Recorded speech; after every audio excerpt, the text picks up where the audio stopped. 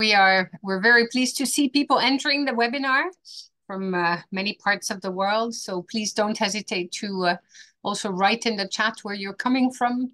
We are expecting some 500 people, at least that's the approximate number we have when it comes to registering for this special webinar today. I think that I will wait just a few more minutes for people to come in, and then we can start, as we have very nice speakers with us today from many different parts of the world, and time is ticking. So a very warm welcome to this very special webinar today. This is a webinar that will allow us to launch the publication of the report of the 6th IAU Global Survey on the internationalization of higher education. This new report, as the 6th in a series, is analyzing current trends and looking at future scenarios, and comes at a time when the higher education landscape is actually challenged by many different issues around the world, not the least the geopolitical context in which higher education operates today. There's also in the backdrop, there's of course the aftermath of COVID. There is different wars. There is new projects and initiatives at national or regional levels, which both tend to bring people together or, on the contrary, to challenge cooperation at the international level. So this webinar comes at a very opportune time and will allow us to discuss actually how to strategize further, moving us into the future of internationalization. I would like to say a very warm welcome to the 4 speakers that have accepted to be with us today. Very esteemed speakers from 4 very different parts of the world, also highlighting the challenges to internationalization and the opportunities out there. So I'm very pleased to welcome Lidia Deca, who's the Minister of Education of Romania, policymaker who actually has been involved in the field of internationalization for a long period of time. And thank you very much for being with us and speaking out of Bucharest, but probably also covering a bit the challenges that pertain the very region of Europe. And then a very warm welcome to Fanta Oh, who's the CEO of NAFSA in the US. And you have a very important role to play at the national level, but it's almost a continent in itself, North America. Very warm welcome to you. And you will be speaking today from an unusual place for you. You speak from Rwanda, which is also very interesting. Maybe you will say a few things also about that. Then we're very pleased to welcome Sandra Guarin Tarquino, who's the Director of International Relations of Universidad Antonio Nariño in Colombia. You speak to us from Bogota. And so you will have the task as well to talk a little bit about the impact of such a survey possibly on Latin America. And then last but not least, let me welcome Francisco Marmolejo, who is in charge of higher education at Qatar Foundation. And you're a long-standing expert in internationalization and as well a member of the advisory committee of the 6th Internationalization Global Survey. Before giving you the floor, though, I would like to thank very warmly Giorgio Marinoni, who's with us. He's the manager internationalization. And together with Ciro Bartolomé Pina Cardona, they both have actually taken on this huge task of surveying the current trends and looking at future scenarios when it comes to internationalization. Congratulations on this beautiful project yet again, and for having drafted and finalized this report on the future of internationalization. This report this time looks at 7 different aspects of internationalization. It looks at the importance, the benefits, and also the challenges to internationalization today and for the future. It looks at governance, it looks at teaching and learning activities, it looks at teaching and learning when it comes to the internationalization of the curriculum at large and curriculum at home. It looks at research, what is being done and how internationalization is also impacting research and how it is being done at higher education level. It looks at internationalization and societal and community engagement. And last but not least, it looks also at emerging issues when it comes to the future of internationalization. So we hope you will enjoy reading it after the launch today. I would like to thank all those who have contributed to this important report. And not the least also all the partners, the Agence Universitaire de la Francophonie, who also has offered to translate the report into French, and we are looking into translation into other languages as well, probably in Spanish and maybe others. We thank the Association of Commonwealth Universities, the Council of Europe, with whom we will also develop a project around internationalization in Europe and the collaboration with other parts of the world. We thank the German Rectors Conference, NAFSA, the Association of International Educators, and Fonta in particular, the Qatar Foundation, and also together we hope to have the opportunity to work in the future on the report and how we can bring it alive in your part of the world. We thank UNIMED, the Mediterranean Universities Union, and the UDUAL, Unión de Universidades de América Latina y el Caribe, but as well the Academy for Research and Higher Education in Belgium, a very thriving research-intensive organization, also looking into internationalization from their perspective, the Association of African Universities, the Erasmus Student Network, and we connect also to several work of the students when it comes to internationalization and broadening their voice, the European University Association, the German Center for Higher Education Research and Science Studies, the Global Student Forum, a very important forum as well, bringing together many associations, student associations from around the world, and also informing both the survey itself and the report.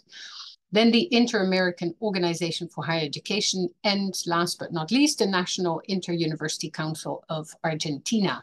So with this team of partners and all the people who sat also on the advisory committee, we tried to develop a survey questionnaire that would resonate with the many questions that are open today when it comes to internationalization. And we thank you for your incredible contributions and for having made this happen. So with this, I would like to actually move to the next phase, and we have a few questions in petto, but I will give the floor to Giorgio and invite our speakers to comment on this survey and how we can bring it alive moving into the future. So Giorgio, the floor is yours. Thank you very much, Ilish, for the very nice introduction. And I would like to thank also from my side the four distinguished panelists that we have today. And just a very brief introduction of the four distinguished panelists that we have today are representing not only different type of stakeholders, because we are honored to have a minister with us today, Her Excellency Ligia Deca will be the first one speaking, but follower, there will be also intervention from Fanta O, from an association of individuals very active in internationalization, Francisco Marmolejo, which bring a perspective of a foundation, very active also in higher education, and last but not least, absolutely, Sandra Guarin, bringing the perspective at the institutional level, where internationalization is really taking place. On top of that, the four distinguished panelists will also represent different regions of the world, so they will, in their presentation, express different perspectives from different regions of the world, and we are happy to cover here North America, Latin America and the Caribbean, Europe, and the Middle East. Moreover, Francisco is in Tokyo today, so he can bring a little bit of a perspective from Asia. So let me start without further ado. We will touch upon three main topics about the survey. We'll enter also in the results, but first of all, the first question that I would like to ask the panelists, and I would like to start with Ligia, is a more general one, and it's about internationalization. And actually, the first question is, what does internationalization mean for you, for the Romanian government that you're representing here today, but also as Romania is an active member of the European Union, also what does internationalization represent for the European Union? Hello, everyone. First of all, thank you for the invitation. It's always a pleasure to come back to internationalization of higher education. It's actually my academic topic. but coincidentally is also now one of my policy endeavors. We have a new legal framework for higher education in Romania since last fall, and one of the novelties of it is chapters specifically dedicated to internationalization, and in particular to a national plan on this topic, which aims to support higher education institutions in their own strategic pursuits.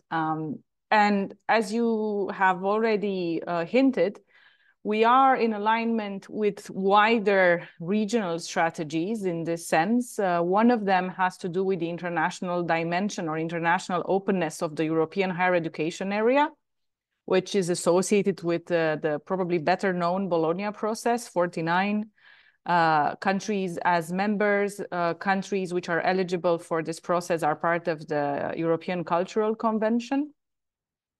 And this wider space, which aims to sort of increase comparability between higher education systems, prioritizes also the dialogue between the European region and other global regions.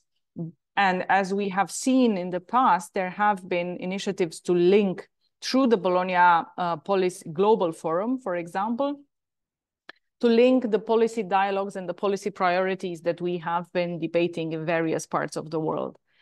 That's one of the spaces. The other space is the European education area, which is an initiative of the European Union. There we have the open method of coordination, which means that the European Union sets various targets, including, for example, for mobility, various forms of mobility. And for the European Union, internationalization is one way of building and consolidating the European dimension of higher education. That includes academic values, that includes easing mobility of students and academic staff and researchers. That includes deeper partnerships between institutions, for example, the European Universities Initiative, which basically provides European funding in order for networks of universities to develop joint programs, joint research, and even joint campuses. We are now in the phase in which these entities, which have been formed in the past 3 or 4 years, are even designating legal entities for themselves and figuring out how to further deepen their cooperation for the next financing period. So as you see, for Europe in general, internationalization is a way both of internally uniting, but it's also a way of building relationships and cooperations with other parts of the world while retaining our diversity and our basis of European values. For Romania, because you have asked about Romania, it is a way of modernizing higher education. As any transitioning country, we have had about 3 decades of sort of catching up after 50 years of communism. And in this time, universities have refound their roots, their autonomy, and have devised their own institutional strategies. And part of that was also how to cooperate and compete internationally. Many of our institutions already have very elaborate internationalization strategies. Many of them also have merged these strategies with the overall institutional strategy. They have international offices, sometimes merged to the Erasmus offices, but not always. And part of the institutional leadership is specifically designated to deal with internationalization. You have a vice rector for internationalization oftentimes. When it comes to Romania's strategic priorities, we have some priorities which are linked with our foreign policy. For example, deeper cooperation within the Francophonie. Romania is one of the very prominent Francophone states in this part of the world, and we have been very active in terms of mobility, in terms of partnerships within the Agence Universitaire de la Francophonie. But we also have, for example, a very close cooperation with Moldova, and we are incentivizing exchanges with students and staff due to linguistic and cultural proximity. And of course, we have been very active within the Erasmus program. We have now 17 Romanian universities part of the European Universities Initiative. And we are trying to support our universities to forge and to maintain and perhaps also expand links with universities, not just within the EU, although, of course, that's one of the priorities, but also with the historical territories and areas with which we have partnerships. We have historical partnerships, for example, with the Middle East, with Maghreb countries. We have a lot of graduates there from Romanian universities, which are now in decision-making positions. And that, of course, links people socially, economically, culturally. So it increases Romania's bilateral links in many, many other policy areas. And it also helps us borrow good practices, so to speak, from other countries with which we traditionally are a partner of. I think that's it in short. I'll stop here perhaps, and perhaps expand on some of these things later on. Thank you. Thank you very much, Her Excellency, dear Ligia. And now we move across the Atlantic Ocean, and we go, actually in reality we go to Kigali for the moment, and we go to NAFSA, and the question is very similar. What does internationalization means for NAFSA and more generally for the US context and the North American context? Fanta, can you please elaborate on that? Yeah, no, thank you, Giorgio. And also really thank you to IAU for the survey, because it is an incredible service to the field to be able to have this benchmark data that we can sort of see the evolution of our work in the field. I would say that internationalization, at least within the North American context, is really about the international intercultural dimensions that are weaved within the research, the teaching, the learning, but also really the larger question of what is the quality of education that we wish to provide to students in this global economy that we're in. So I do think in the case of the United States and in the case certainly of North America, the global competition piece is an area of emphasis. And as a survey, I think, nicely demonstrated, intercultural competence is a really important part of how we're thinking about internationalization within the North American context. With that said, I do believe that also within the North American context, it's really how do we overlay internationalization with diversity, equity, and inclusion. There's a lot of work that's taking place on university campuses where for a long time we've seen these as sort of parallel tracks. But I think now more than ever, we need to have the conversation about what is the intersection of the work of internationalization and diversity, equity, and inclusion, simply because that is an important dimension of the work that's taking place within university settings. So that's sort of how I would summarize in a nutshell. But the intercultural competence, the notion of global competitiveness, the quality of education that students would need to have in order to be functioning in a global economy would be important as we speak about internationalization. Thank you very much, Fanta, for this very clear and short but very focused overview of what internationalization means for NAFSA and for the North American context. Now, remaining in the American continent, but zooming into an institutional perspective, I would like to ask Sandra Guarin about what does internationalization means specifically for the Antonio Nariño University, but put also this a little bit more in context because of your great experience also in Latin America. And I know that you were active before in ASCUNERS, the Network for Internationalization of ASCUN, the National Association of Universities in Colombia, and also at regional initiatives like the INILAT initiative to coordinate internationalization in the different Latin American countries. So if you can elaborate a little bit on that and taking an institutional perspective, but put it in a more broader context. Thank you, Giorgio. Special greetings from Colombia to Chile, to all IAU and the panelists. Well, from the institutional perspective, I would say internationalization is a process under construction. We are still learning about our practices, our experiences, and we are moving forward to a concept that we denominate local engagement.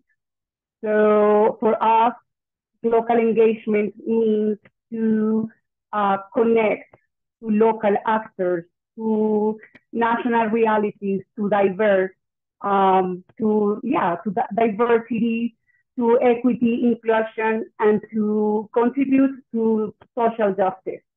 So we are now talking about how to integrate the global agenda to all our teaching learning processes, our research processes, and how can we make our social commitment an opportunity to learn and to contribute to the society. And in this same way, we've been discussing in the Initiative for Latin American Internationalization, INLAT, what internationalization means to us in Latin America. And of course, that's a really difficult question because we don't have a unique concept, but we have many elements that make internationalization something special in the region.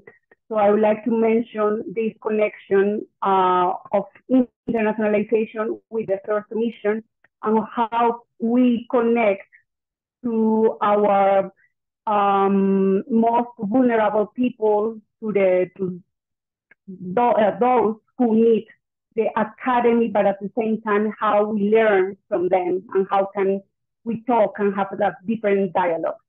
And I will also mention the intercultural richness. And in Latin America, we are at the moment of recognize ourselves, who we are, where are our strengths, how can we show to the world and share with the world this intercultural component, how can we connect to others from what makes us different, not trying to import external models. And at the same time, what we want from internationalization is to show that we are already producing knowledge from our own perspective. So we want to connect to the world and make internationalization of a way of showing and sharing to the world our own practices and knowledge. Thank you very much, Sandra. We can already see from this intervention how some themes are recurring in different parts of the world and at different levels, from governmental perspective to an institutional perspective to an organization perspective. And now, to conclude this first round, I would like to ask Francisco to address this very same question of what does internationalization means for Qatar Foundation, which has a double view. In a way, is a foundation which is active in the Middle East, but it has also a global overlook. So I think Francisco has the good possibility of kind of also summarizing this first round of questions. Francisco, the floor is yours. Thank you very much, Giorgio. And I apologize because it looks like my connection is very unstable. So hopefully you guys can hear me. First of all, congratulations to IAU. Great effort. I still remember when the first survey was conducted. So I'm extremely pleased to see now we are in the 6th edition of what it has become the reference for international higher education trends globally. So again, I think this is a great effort to which all of us should congratulate, but more important, of course, the leadership and the technical team of IAU.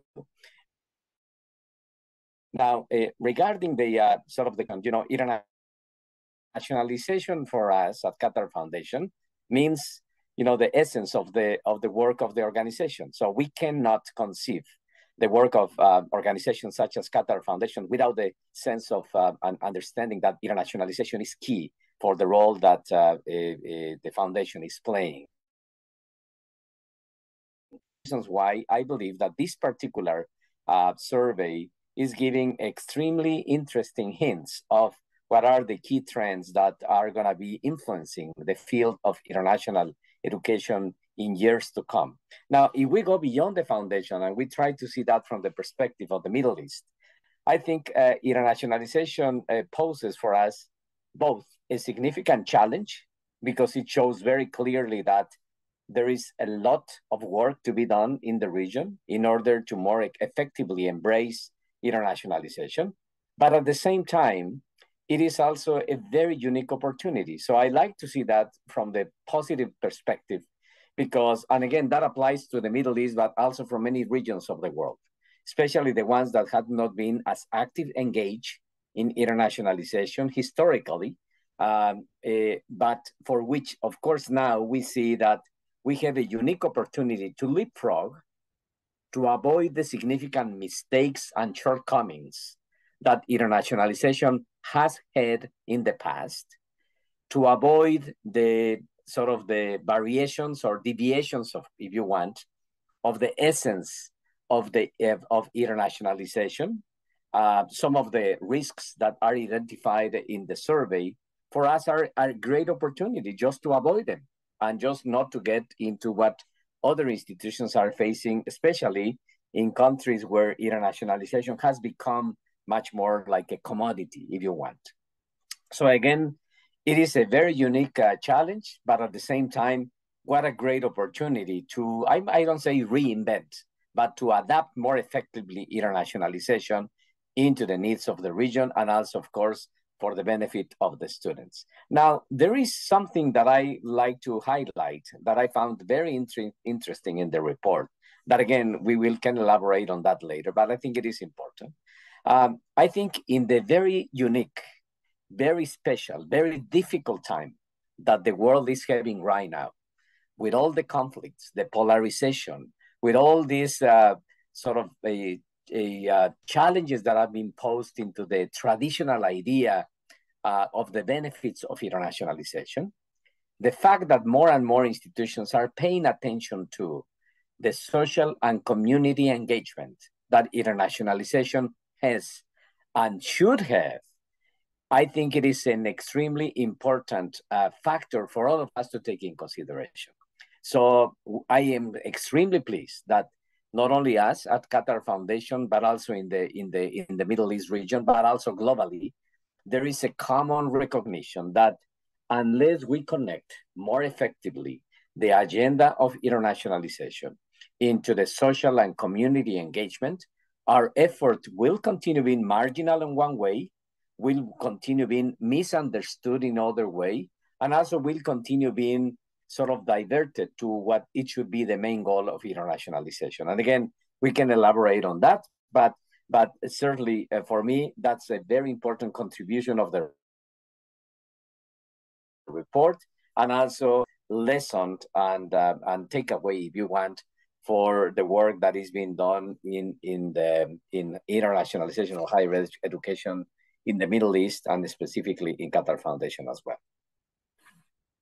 Thank you. Thank you very much, Francisco, already for bringing up some perspective on the results we will touch upon soon, and for putting out the perspective of Qatar Foundation and the Middle East. A technical announcement that I forgot to say before to all our participants: after the round of panel discussion, there will be the possibility of posing questions, so there will be a question and answer session. You can ask questions both in the Q&A panel or in the chat. In the Q&A, it's easier for us to track it.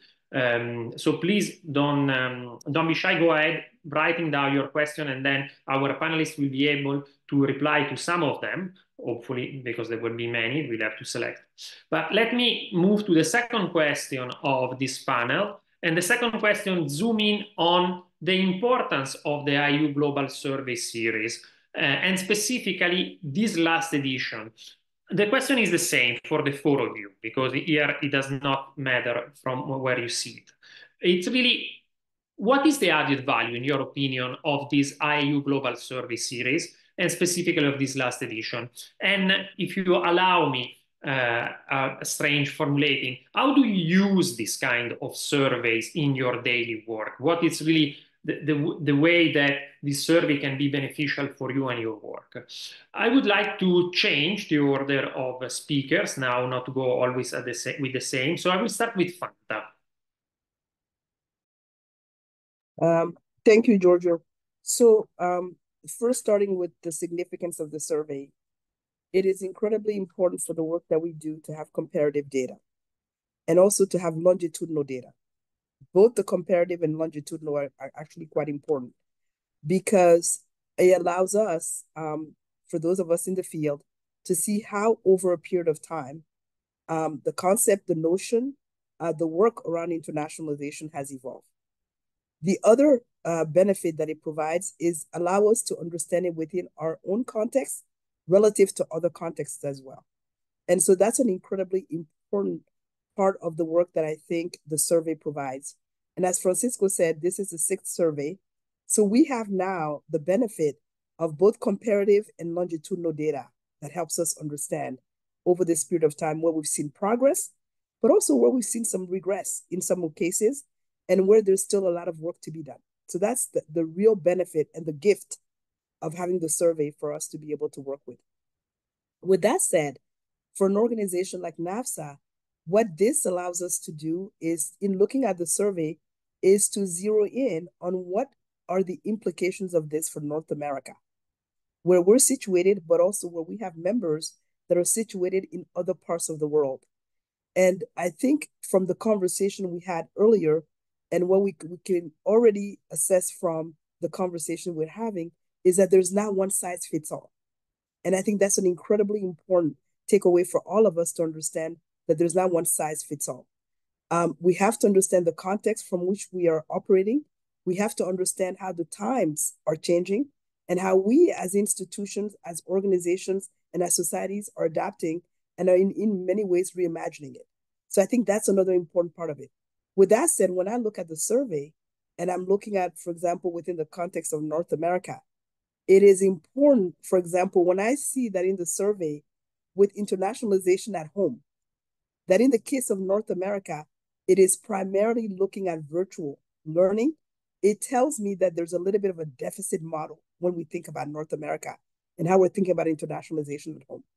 Given the diversity of populations that we have, given the various cultures and so forth that exist, that our institutions are zeroing in on one or two dimensions, lets me understand that there's much more work to do to broaden the perspective as just one tiny example of it. And then when I look at the survey and I'm looking at, so what are the risks that are involved and how do we mitigate for some of those risks would be some of the things that we would want to be able to spend time on and work with our members and our institutions on how do we move the needle in that direction. So that's one example. Another example was also when I looked at the survey, it is the case that in many of the forums that I've been in, there's been much more conversation about South to South engagement. Yet the survey does not seem to reveal that. It talks about regionalism, but it talks about when it comes to how we prioritize, what we're finding is for those in the global South, they're not necessarily, the survey does not seem to indicate that they're prioritizing other global South areas. So it does lead to some additional questions about what do we need to do in terms of a deeper dive in understanding the dynamics that are regional to regional, and particularly the South to South. And so there are some things that it would allow us to do a deeper dive and do some more focus groups to understand what is now reflected here, but also what is it telling us and what do we need to pay much more attention to. Thank you very much, Fanta. We are happy to hear that you are actually using the survey result as a tool, a useful tool for your work, and that informs you also areas in where you can, as concluded now, go deeper in analyzing and fine-tuning your work.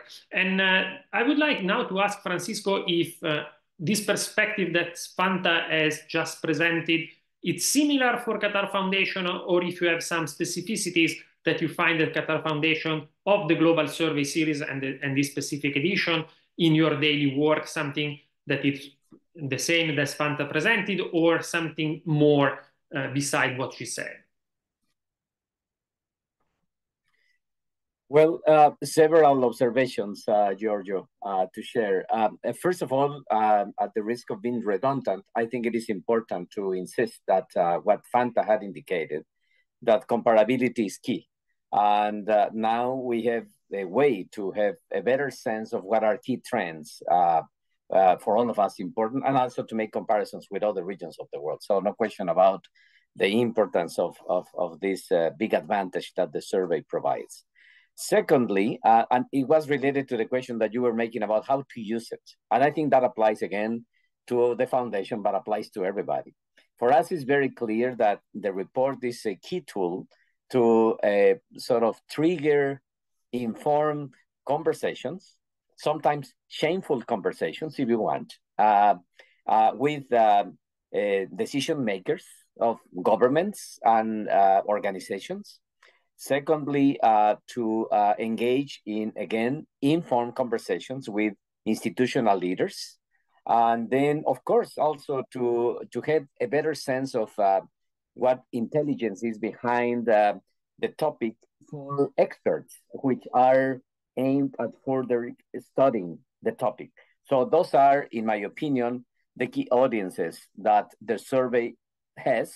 And at least for us, it's going to be a very significant contributor to those conversations. Now, specifically regarding the Middle East, there are some elements that I think it is important to mention. First of all, I'm very pleased to see that in the Middle East, there is now, based on the results of the survey, increased importance of internationalization. This is the good news. So more people in institutions are becoming aware of the importance of internationalization. I think this is a very important sort of endeavor, I might say. Of course, it is very concerning, as it has been in the past, that the Middle East and Northern Africa region, still it is not being seen globally as an area of opportunity, as an area of priority on internationalization strategies that institutions have in the rest of the world. And of course, we can argue that the rest of the world is wrong in not paying attention to the Middle East and Northern Africa. But at the same time, I can say that for us in the region, it is our responsibility to do better in order to more effectively position the region with the rest of the world. So again, this is a way for us to say we need to do something. We need to put our house in order, if you want. We need to make sure that there is a better understanding of what is and what is not the region, and why it is important for the world to see the region as an area in which people should develop awareness in the future, the students, the future professionals should gain awareness of what the region is, and again, what the region is not. Because that's one of the reasons of why exist also many misconceptions, stereotypes, and misunderstanding about the region. So again, the survey provides a very good evidence that we can and should use in order to trigger these conversations with key decision makers, both in government, organizations, and institutions. It's another interesting issue is that, again, the region is paying more attention to the fact that internationalization by itself doesn't make anything unless it is properly connected to the realities, to the needs, to the values, to the community engagement. All those elements, in my opinion, again, it's very important to see that it still have an importance in the region. And I hope it will have importance the same in other parts of the world. Now, my last comment is not about the Middle East. It's about all of us in general in the field of internationalization of higher education. Sadly, I should say that the report shows evidence still about the fact that the concept of internationalization globally, still it is, I might say, being seen in general from a very traditional lenses. It is being seen still as in the very outdated approach of internationalization, which is not valid anymore. And I think that should be a wake-up call for all of us in the field of internationalization, because still there is a significant work to be done in order to make sure that, first of all of us working on the field have a better understanding of the dimensions of internationalization beyond the conventional. But also, of course, we have a significant task in convincing others in our institutions, in our governments, with our employers, with the students, with the faculty members about what internationalization should be. The fact that internationalization shouldn't be seen, as we have seen and we have repeated many times, as a goal, but as a means. for all of us to have a better work in making sure that we really embed internationalization into the transversal work of our higher education institutions. Unless we do that, we will continue having surveys showing that our work continues being marginal and that it is not being still central to the work of our higher education institutions. So we have a significant task ahead, and I think the survey should serve as a wake-up call, and for people working in different organizations, including NAFSA, the European Association for International Education, IAU, etc., to continue making the case about the importance of a much more comprehensive approach towards internationalization as a means towards a much more relevant higher education. Thank you very much, Francisco, for this very clear message on how Qatar Foundation interprets, but also yourself think the survey can be used and can be useful as a wake-up call to stimulate change in internationalization. And I would like to start from this point, because when we are speaking about change, we are speaking about implementing policies. The last two speakers are two very important actors in implementing change and policy at the national governmental level and then at the institutional level. So I would like to start first with Ligia, and I would like her to comment on what Francisco has just said. First of all, is it true that the survey is stimulating this conversation between governments and stakeholders in the field of internationalization? And do you really use the results that are shown in the survey to inform and to reflect upon the policy you would like to implement in your national case and also at the European level? Thank you, Giorgio. First of all, a big thank you from my side as well for managing to have a new draft of this survey and to basically launch it. It's been quite a while since we had the new edition, and I must confess that I used to reference it. I used, when I still wrote research articles, I used to reference the results a lot. It's one of the very few global comparative studies that we have on institutional behaviors when it comes to internationalization. And it's also useful to look at overall trends. We have data when it comes to the European Union. We also collect data when it comes to the national context in various forms.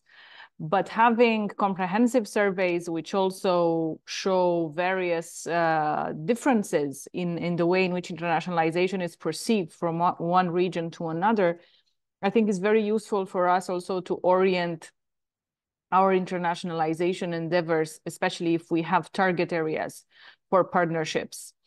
One of the things that really is useful for all of us is looking at the majority of institutions which confirm one trend or another. And I'll give the example of internationalization at home.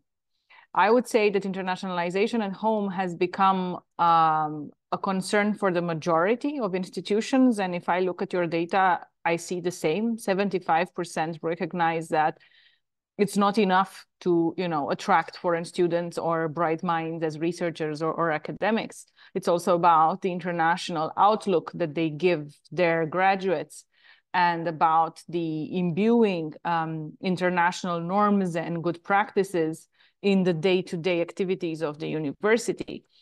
And here, I think I differ a bit from what Francisco said, that, the overall strategic concerns seem to not have shifted a lot.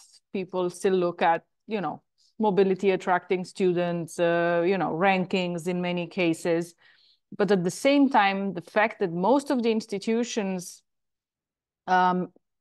confirm the importance of internationalization at home, I think brings us some hope when it comes to seeing comprehensive internationalization policies, both at the regional, and national level, but also when it comes to institutional practices. I also looked a little bit at the data when it comes to intercultural competences, and that global dimension of graduates being able to function in multicultural environments, being able to move and to be employable in various contexts, understanding different cultures. For at least half of the institutions surveyed, this seems to be an actual concern, an actual current concern. And in a time in which we have had multiple crises, and in which, you know, we have seen a lot of phenomena which basically push people to look inside rather than, you know, search for cooperation, I think that's still a very interesting development. And it's a sign that the academia seems to still be one of the pioneers for social progress. I'm actually much more positive about the results of this edition of the survey.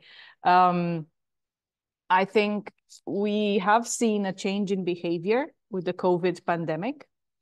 Especially in some parts of the world, it seems that hybrid and online has become, you know, much more an integral part of the higher education experience. It has prompted a lot of policy discussions. If you only look at micro-credentials, for example, in the European context. And it seems that we are trying to explore much faster things which 10 years back would have looked a bit exotic in our policy discussions. So from my point of view, these surveys really orient the discussion, especially when it comes to work plans and budgetary allocations. Because internationalization strategies at the national level, more or less with a few differences, they are all generous enough to support institutional endeavors, but when it comes to supporting financially institutions, it's important to know what the trends are. And I'm very thankful for that information from the IAU survey. Thank you very much, Ligia, for a very comprehensive overview on how a national government can use the survey result in developing not only policy, as you said, but also support measures for institution. And now, to close this round, we go to the institutional level because that's really the core where internationalization is implemented. We always saying, and I think all the speakers here will agree with me, that internationalization remains an institutional endeavor. There are other actors that represent here that can support it in different ways, but at the end, it's at an education institution that internationalization is implemented.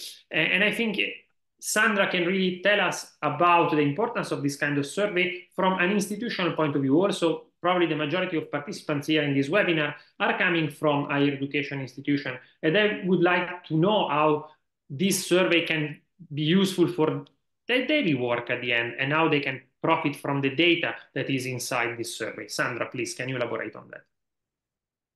Thank you, Giorgio. I would say this is fundamental tool for all of us. So for them who are starting on this sector, so I must say that I'm celebrating 20 years of working on internationalization this year. And I still remember when I read for the first time the first report in 2004.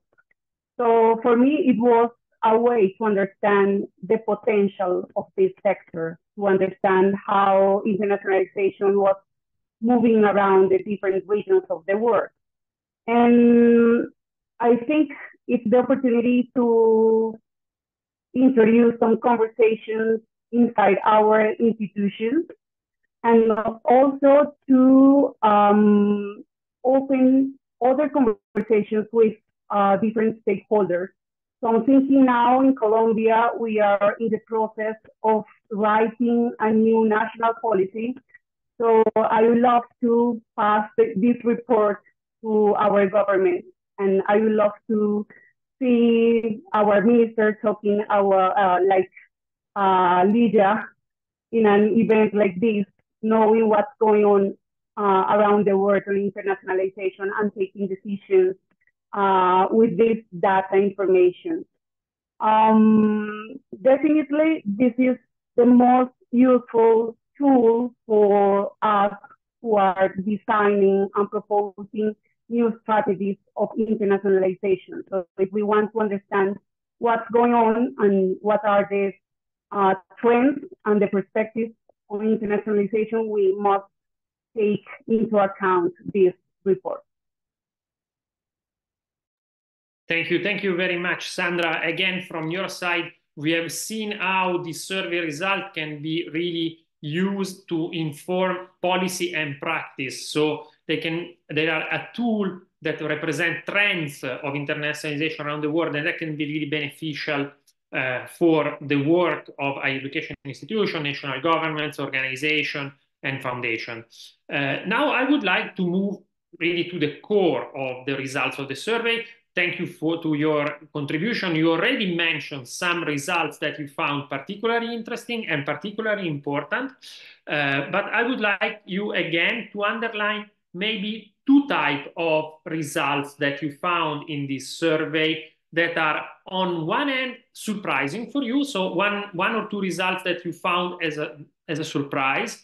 And on the other end, results that maybe are not a surprise, but as you mentioned before, Francisco, for instance, the strong importance of internationalization also in the region that is improving, or as Ligia mentioned before, the renewed focus on internationalization at home. So if you can start with these two types of results, so results that were really surprising you were not expecting them, but results that you find very important. And this time I would like to start with Francisco.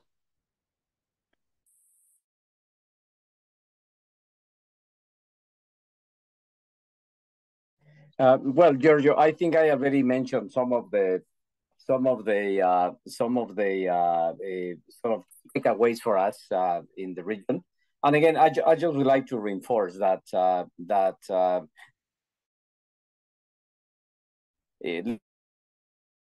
key stakeholders. Let's use this survey also as an opportunity to be mindful of the comparisons, even though we may not like what it may show. Let's use the survey as an opportunity also to study further the field and to see how we really can get over that vicious circle that we have been in the field for many years.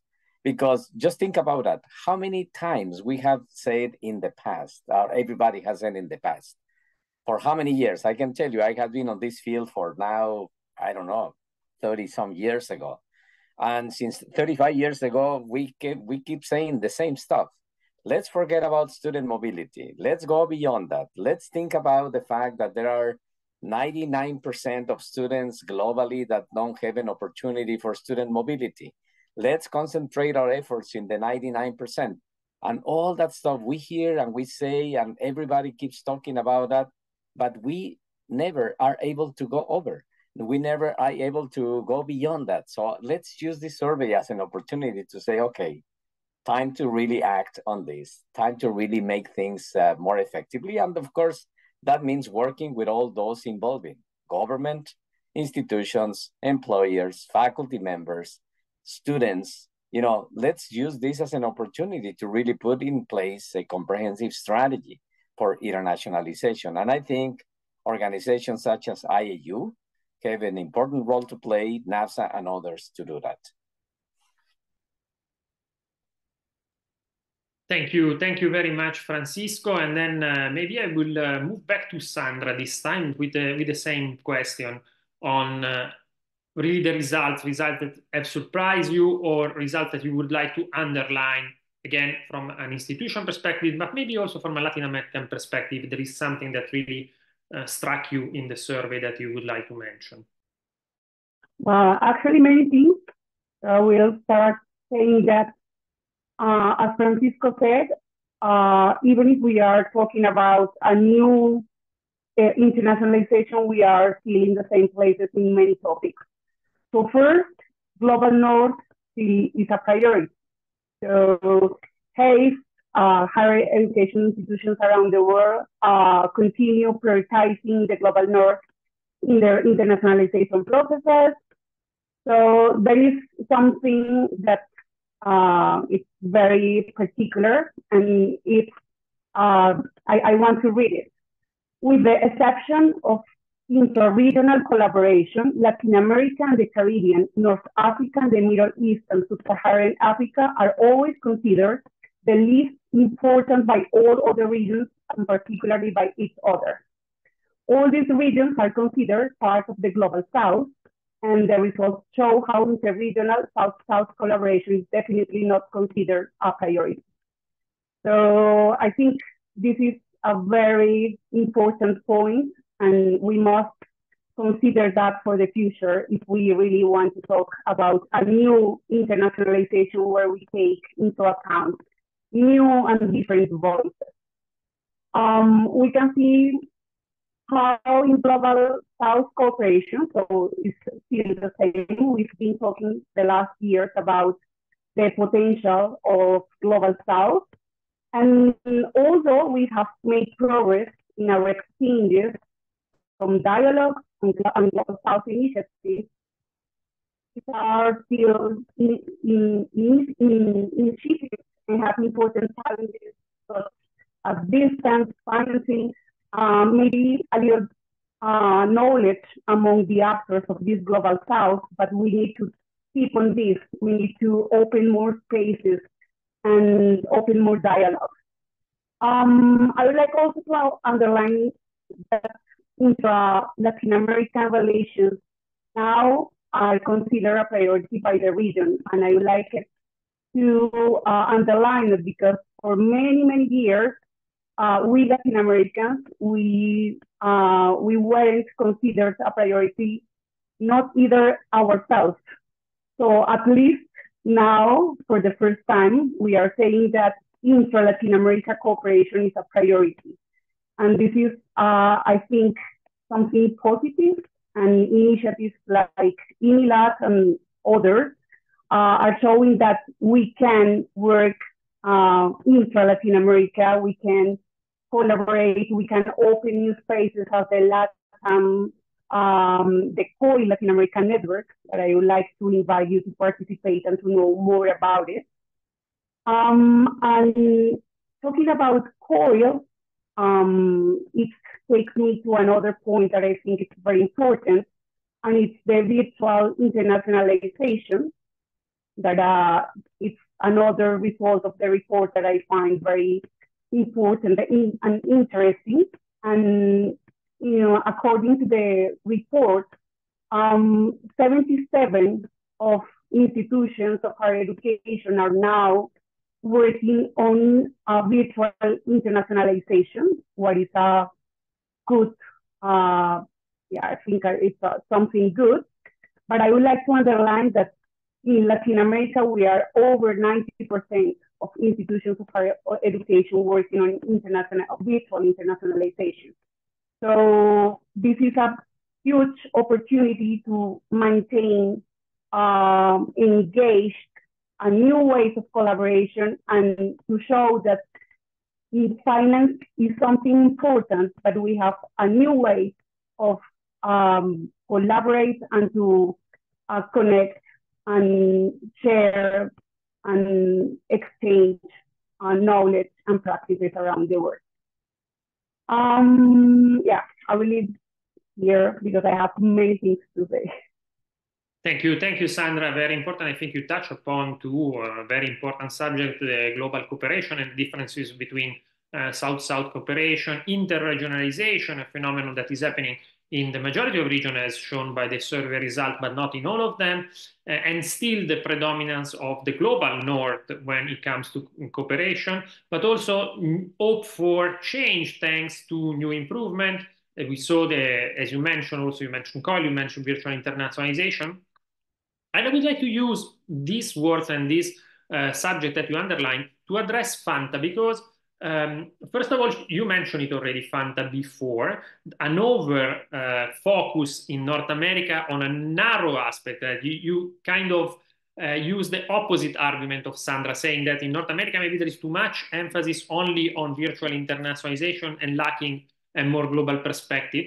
But I would like to ask you another thing also that is coming up from the survey result, is that comparing to all the other regions, North America is a kind of different. Do you recognize this reality in the survey result as a real one, or you disagree with that? And can you elaborate maybe why there is this kind of specificity of North America emerging from the survey results? I actually, thank you, Giorgio. I actually think the survey results that reflect the sentiment in North America is actually pretty accurate, because it is part of the larger discourse that we're familiar with in North America. So I actually think the survey actually captured well the sentiment that is on the ground. And so I don't take any issue per se with some of the results that were there. The parts of the results that I think would need to be deconstructed a little bit is really the part that talks about the competing priorities between internationalization and DEI. As much as I believe that that is accurate, I do think that that is evolving, particularly given the current sentiment with polarization and everything else that's happening within the North American framework. So that's one of the things that I think needs to be examined more closely. In looking at the survey, I've already talked about the surprise about South-South relations, given that we've seen from where I sit, I've seen some progress, but the survey doesn't seem to reflect that. So I would want to ask many more questions about why that is. It's also, I've seen quite a few questions that have come from our participants around the piece around, is internationalization in some ways a colonial project, right? That seems to be a recurrent theme. We don't have the time here to do as much justice to that question. But what I would like to encourage our participants to think about is, I, for one, believe that whether every region of the world has agency. And therefore, I really would not underestimate my colleagues in the Global South, my colleagues in different parts of the regions, that they're actually exercising their full agency and are not necessarily trying to aspire to models of internationalizations that are necessarily the global North models. And part of the reason I believe that is because many of them are incorporating indigenous forms of knowledge. Many of them are incorporating the relationship of internationalization to community impact, as Francisco and others have mentioned. So from that perspective, I do think that we need to be able to evolve from internationalization as a colonial project to actually internationalization as much greater agency coming from different parts of the world. That's one of the things that I take away. Francisco mentioned that, we're having the same conversation over and over again. Yes and no. We're having the same conversation around internationalization, the concept. But I do think there's been a little bit of an evolution. The fact that the survey results indicate that more areas and more of the stakeholders are giving importance to internationalization, unless they're overestimating, which is possible, what is happening, I do think that there's something that is changing. It is changing very slowly for many of us who've been in the field for 30 plus years. It has not moved as much as we would like to have it moved. The part of the survey that I will say concerned me greatly have to do with two particular areas of the survey. One, the relationship of internationalization to SDG. Very, very poor. We really, as a field, have to ask ourselves many, many questions about that. The only region, if I remember correctly, that seemed to have more of an alignment with SDG was Asia. So what is happening with the rest of the world when it comes to because internationalization has to be outcome driven. It's not just inputs and outputs, it's outcome driven. And so that's a bigger question for me about what is internationalization for what purpose? I think needs to be examined much more closely, because the survey does reflect internationalization still more as a process than an outcome. So that's one big question that I have that was a surprise in the 6th edition. The other area of the survey that was also a big question for me was, we are going to see a world where displaced people are going to increase exponentially. Between climate change, conflicts, and the like, that is just the reality of what we're going to confront.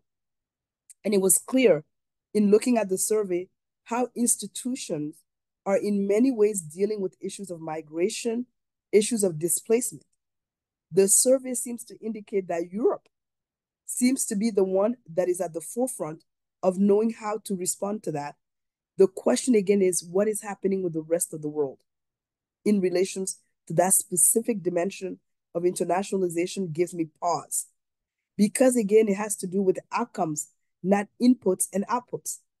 So those are two things that were quite stunning to me. And then lastly, the survey once again reflected what I call first world problems. And what do I mean by first world problems? When asked the question of what are some of the issues, the North, for the most part, talked about workload and administrative issues. Well, those in the global South don't have that luxury. So they talked primarily about resources and the importance of resources in driving internationalization, which is a big reality. So part of the reason and my explanation for why the survey did not reflect more the South-South engagement and more South-North has to do with this issue of resources. In order to drive comprehensive internationalization, there has to be adequate resourcing, staffing, structures, funding to support it, particularly when it comes to research and other things.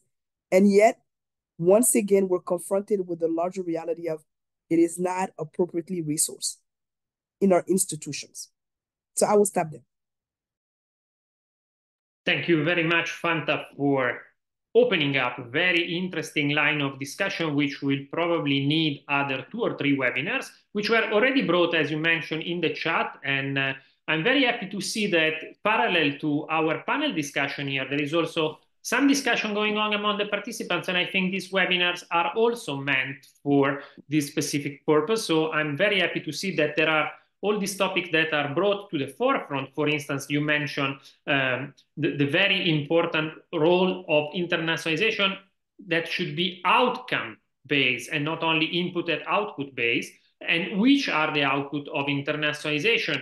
Are we focusing on the correct output, or are we even not willing reproducing inequalities? For instance, you mentioned the very important connection between decolonization and internationalization, and how the 2 things are not necessarily in contrast, but how internationalization can also be used to improve local knowledge, traditional knowledge. All very interesting point of discussion that unfortunately we don't have the time to discuss today. But I would like to start from the last point that you mentioned, the one about resources, because I think that Ligia, as a Minister of Education, she already mentioned it during her initial intervention about the fact that government can also use the survey to think about how to use resources, because there are competing priorities. And of course, now we are all working in higher education, and we all would like to see many more researches for higher education and internationalization. But when you're sitting probably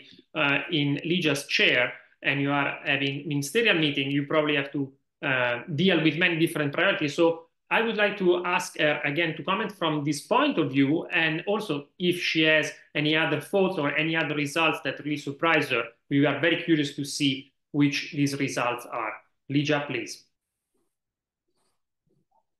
Yes, I'm going to give you an example because I think it links very well with what you mentioned about outcome-based funding for internationalization. As you know, the European University Initiative means that universities which are members of these European networks have a budget coming from the European Commission.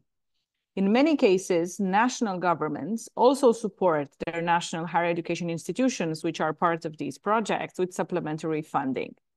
The principle in Romania was to match the funding. So basically, the amount of money that the Commission gave was matched by the national government with the same amount. Now, with the new phase of the European University Initiative, we launched a discussion with our universities, the 17 that are part of these networks, on how to revise that funding scheme. Because we thought it's also important that we provide extra national funding in order for a higher impact of the project, of the European University project, on the wider academic community. So let's say the European project would foresee 2 joint programs and a number of exchanges. For us, it would be important that the results of these exchanges and the experience from those 2 joint programs would sort of be mainstream in the wider academic community of the institution. So for the national level, at least, it is also important that the results from internationalization endeavors or flagship programs like the European universities spill over within the whole national academic community, because otherwise we risk having a two speeds sort of internationalization. And this is something that we can support through the national funding schemes. It's just met with a lot of resistance from higher education institutions, as you might imagine, because up until now, they would get these money without any extra results to show. Now they would need to also think about how to make full advantage of these internationalization experiences for a wider community within their campuses. So that's something that perhaps works as a wider example when it comes to funding schemes. I also think that sometimes the fact that we set national priorities that are not always in line with the institutional priorities might, become a bit difficult. And this is something that we've talked a lot about, the rationales for internationalization. Why do we do it? Why universities do it? Why individual faculty members, are engaged in it? Why countries invest in it? Why regions focus on it? And sometimes these rationales do not align. And it's perhaps good to sometimes think about why we are engaging in internationalization and whether or not these competing drivers or rationales sometimes affect one another's capacity to reach our results. Thank you. Thank you. Thank you very much to Ligia. Thank you very much to all the panelists. We came to the end of the panel discussion, and we have still a little bit of time to maybe, I will try to pose one question to each of you. You can also reply, two of you, from the audience. Many of them are very specific, and I would like to remember people who are raising hand, please write your question in the chat or in the Q&A, because we will not be able to give you the floor with video to ask your question in direct, but please write it down. So I might start from you, Ligia, because the first question that I saw, it was a very long one.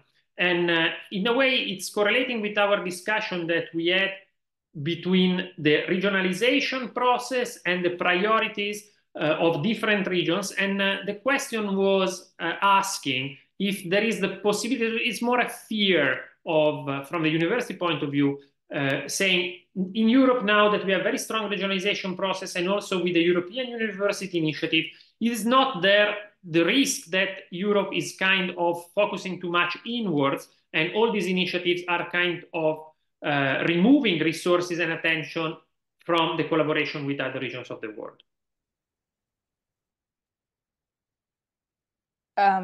So you mentioned the differences between regional priorities and approaches, and how does that influence things, if I got it right? The question was very specific about the European University Initiative, and now there is the risk that Europe is a little bit looking inwards instead of looking outwards. But we know that there are also other policies of the European Union that are promoting collaboration with third countries, let's say, extra-European countries. So it's a bit asking you to elaborate a bit on that and how to avoid this risk of looking too much inwards, and especially putting too many resources on an inward-looking process, and therefore removing attention and possibility of global collaboration. I think that was the sense of the question. Well, it was always about building a more united Europe. I mean, we have to look at European universities and the initiative as another instrument that the European Union uses to create that European dimension of higher education. That's not, something opposed to wider international cooperation. If you look at the terms of reference for the European University Initiative, you will find a focus on sustainability, on solving global challenges as outlined by the SDGs, on preserving academic values, on fostering all missions of higher education. And I think those are pretty much global objectives. The fact that, you know, the initiative provides more funds so that countries within the European Union, which, you know, have synchronized a little bit their structures, they use ECTS, they have the 3 cycles to sort of deepen their cooperation, doesn't mean that through these initiatives, the newly created networks are not focused on solving global issues and linking with other institutions. On the contrary, I think applications were better ranked if they proved to be connected to wider academic communities, to have associated partners from, you know, outside of Europe. So in the end, I think the fact that Europe tries to come together does not necessarily mean that, you know, it's not linked to other regions. It just means that it increases its internationalization outlook. Now, when it comes to building global structures or global policies, we've experienced this. If we look at the Lisbon Recognition Convention and then the newer Global Recognition Convention, there was that discussion at the time whether or not a Global Recognition Convention would actually water down some of the regional initiatives, which would, you know, sometimes go further if the common history or context allowed when it comes to easier recognition between diplomas. So I think that in order to reach a truly global cooperation of our higher education institutions, we need to also strengthen regional cooperations and then, you know, perhaps better link our regional initiatives. And that's something that the Bologna Policy Forum successfully does every few years. Thank you. Thank you very much, Ligia, for this very comprehensive response to the topic. Maybe another question that I saw in the question and answer, I'm combining 2 of them actually. It's for Fanta mainly the question, because it's predominantly in North America, but I wouldn't say that it's just a North American trend. I think it's global, and it concerns actually the over focus, if we want, on the financial part of internationalization, so on student recruitment, and a reality that we cannot ignore when we're speaking about internationalization, that many universities are financially dependent on internationalization. And on the other end, what we have seen also in the survey result, the willingness to move away from that and to include different priorities. Fanta, you mentioned already diversity, equity, and inclusion, and the discussion about really having a more holistic view and including these 2 different aspects together and not separately. So I would like you to comment on this question and on this, let's say, also difficulty for higher education institutions that are financially dependent on internationalization, how they can address different priorities and, let's say, change not only the rhetoric, but also the practice. Yeah, no, thank you for that question. So I think, at least within the North American context, it's important to understand how higher education is financed. And particularly in the case, at least, of the United States, there has been a defunding of public higher education at a pretty substantial level. And universities, in order to be able to continue with research, continue to invest in higher education in the ways they're expected to, Giorgio, the math has to work. And finances is a very important part of the math working. So it's not a surprise that there are financial drivers to internationalization, given the structure, at least in the United States, for how higher education gets funded, particularly in public higher education sector and then the private higher education.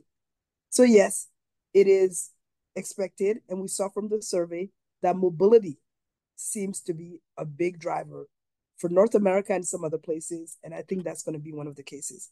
It's also the case that we saw from the survey that capacity building was not among the top motivators in North America, because it's in a different stage. Context-wise, it's in a very different place. So that's one of the things. With that said, I do think that there are productive tensions. And those productive tensions, in particular, relates to what is the overall purpose of higher education. And the bigger question of what is the social responsibility aspect of higher education. Universities want to have students who are prepared for the world that is in front of them. Universities want to be engaged more with the community aspect and outcome driven and so forth. In doing so, they have to be properly resourced in order to be able to do that. So we cannot decouple the financial aspect from internationalization because of the structural impediments that exist within this context. Would be very different for Europe and other places where there's much more engagement of government in being able to support higher education. But I think even with that, we need to ask ourselves the question of how sustainable are some of those models, right? I mean, we saw from the survey that in the case of the Middle East, of MENA countries, rankings is still a very big determinant. We need to ask ourselves the question, what is the motivation of the rankings? So the contextual aspect, I think, is quite important. And the survey, I think, did a really good job of reflecting the contextual aspect of what is happening when we look at different regions. So to me, it's not an either or, but there's a primacy certainly in the North American context of the financial pieces. Thank you. Thank you very much, Fanta. I see that time, unfortunately, is almost running out, and we should move soon to the concluding part, but not before having given the opportunity to Francisco and Sandra, who have not, I didn't have the time to give them a specific question from the audience. If you would like to comment on some of them that you might have seen yourself, or if you want to add something to what Ligia and Fanta have just said on these specific topics. So I will start with you, Francisco. There was even a very specific question for you, which is if you can elaborate on new way of internationalization. So that one, I think you will need probably another webinar, but maybe you have a very 1 minute last remark for this webinar. I just would like to quickly follow up and on the previous comment that was made by Fanta, and then the proper clarification about if we already have advanced or not on the field. Of course, advance has happened. And again, the survey shows that very clearly. You know, the first survey in comparison to the sixth shows very clearly that more institutions are devoting efforts towards internationalization. Internationalization strategies didn't exist in many universities years ago. Now, most of the universities have an internationalization strategy. Many universities didn't have people involved directly in internationalization. More institutions are having now that. But now, let's be mindful about the fact that, 30 years, that's the timing that Fanta and I were kind of making a reference to. 30 years ago, internationalization at home was just a very infant concept. Today didn't exist. 30 years ago, Erasmus program was only 7 years old. Of course, there has been a significant advancement, but it's not enough. It shouldn't be compliance for us. And again, we might have many efforts, but still always we keep talking about the same stuff, student mobility, and then the marginalization. So of course, the point that I'm trying to make, and I hope that it is taken graciously by all of us involved in the field, let's use this as an opportunity, recognize that there is a significant vulnerability of our traditional model of internationalization. And this is one of the reasons when situations that the one that Fanta is making the point about, the financial sort of constraints being faced by universities, that's one of the reasons why internationalization always is being hammered immediately, because it is being seen by decision makers as the something else, as a source of prestige, as a source of whatever, and also as a source of revenue. So I think all of us should be, again, very proud of the significant accomplishments, but not complacent about it, because again, our model continues being very traditional. So that was, I think, the needed clarification that for me was important to make. Thank you very much, Francisco. Sandra, do you have any last word from your side you would like to express? Yes. There was something that the people in the survey said as the top expected benefit of internationalization, and it was enhanced international cooperation and capacity building. And what I want to do is to make a call to do it, and to do it around the global agenda and the SDGs. We are just 5-6 years away from 2030, and I think it's time to make something together, and as my colleagues mentioned, to look for common goals.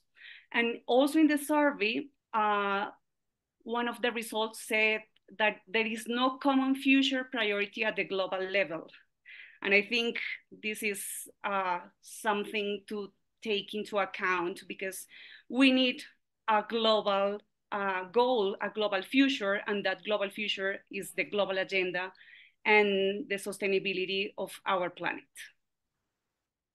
Thank you, Sandra. Thank you to all the panelists. And now I would like to give the floor, even if it's only 2 minutes. I think I can ask a little bit of patience to all our participants if they want to stay a couple of minutes more, because Illich will close the webinar and will also officially launch the survey report. So I saw it has already been shared in the chat, but we will officially launch it today because there was a little bit of confusion among the participants. So it will be officially launched. Illich, please proceed with the closing and the launch of the report.